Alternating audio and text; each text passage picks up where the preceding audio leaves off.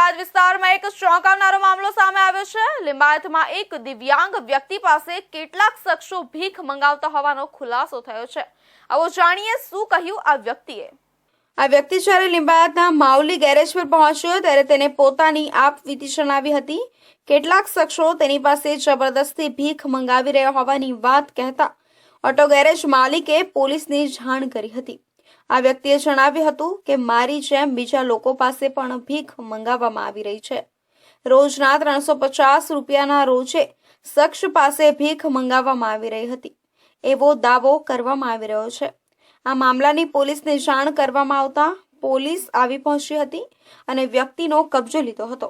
હાલ પોલીસે મામલાની નોંધ કરીને તપાસ શરૂ કરી છે। આવો જાણીએ શું કહ્યું આ વ્યક્તિએ। मेरे साथ में ना ये लोग भीख मंगवा के ना ये लोग ना मेरे को पैसा नहीं देता है और टाइम पर खिलाता भी नहीं है।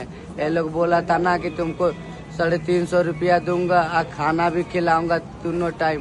एक को टाइम मेरे को खाना नहीं खिलाता है। कौन लोग है जो तुमसे भीख मंगवा देते थे? ये जो ये पार्किंग के पास है, जंगल के पास में ये लोग 10-12 लोग है। तो आप क्या करते थे? आपको किस तरीके से आप उनके पास गए?